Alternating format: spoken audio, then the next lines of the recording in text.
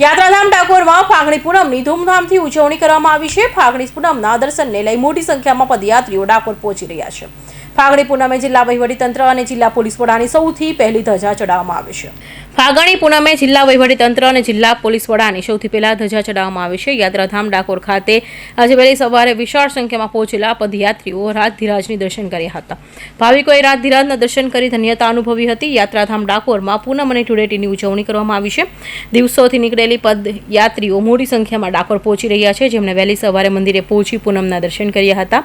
મંદિરમાં અમલિક 11થી 5 દિવસીય રંગોત્સવ ભવ્ય પ્રારંભ થાય છે। ભગવાનની વિશેષ શણગારમાં ભાવિકોએ દર્શન આપે છે। 5 દિવસ મોટી સંખ્યામાં પહોંચતા ભાવિકો સાથે ભગવાન 5 ભોગમાં 9 રંગોથી હોળી ખેલે છે। સમગ્ર વિશ્વના વૈષ્ણવ ભાવિકોને ખૂબ શુભેચ્છા પાઠવું છું કે ફાગણી પૂનમના નિમિત્તે આ ખેડા જિલ્લાની સૌભાગ્યશાળી છે કે આપણે રણછોડરાયની ભૂમિમાં આપણા મંદિર છે અને આશરે 20 લાખ જેવા ભાવિકો ગયા 3 વર્ષમાં દર્શન કરીને ગયા છે અને જિલ્લા પોલીસ તંત્રની ખૂબ તકેદારી અને ચીવટભરી કામગીરીથી આ સમગ્ર કામગીરી સંપન્ન થઈ રહી છે।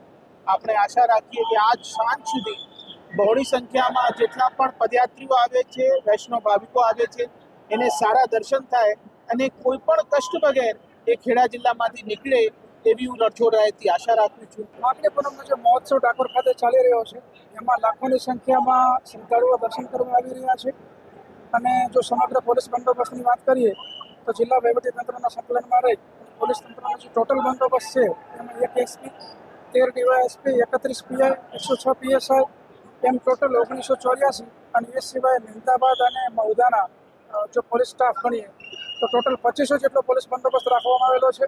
અમારી પ્રાથમિકતા એ છે કે લાખોની સંખ્યામાં શ્રદ્ધાળુઓ જે પદયાત્રીઓ આવે છે, દૂર દૂરથી ચાલીને આવે છે એમના પરિવાર સાથે, તો એ લોકો સુરક્ષિત રીતે રહી શાંતિથી ભગવાનના દર્શન કરી અને પોતાના ઘરે પરત સરળતાથી એમને ટ્રાન્સપોર્ટેશન મળી રહે અને સરળતાથી એ ઘરે પહોંચી જાય એ પ્રકારની એમને શાંતિથી દર્શન થઈ શકે એ પ્રકારની તમામ વ્યવસ્થાઓ રાખવામાં આવેલી છે।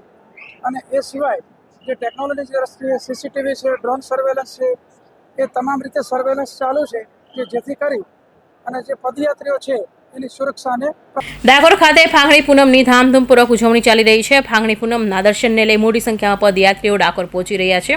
આજે વહેલી સવાર રણછોડરાયજીના મંદિર પહોંચેલા ભાવિકોએ રાતધીરાજની મંગળા આરતીના દર્શન કર્યા હતા। યાત્રાધામ ડાકોરમાં ભાવિકોના અવૃત મહેરામણ ઉમટી રહ્યો છે।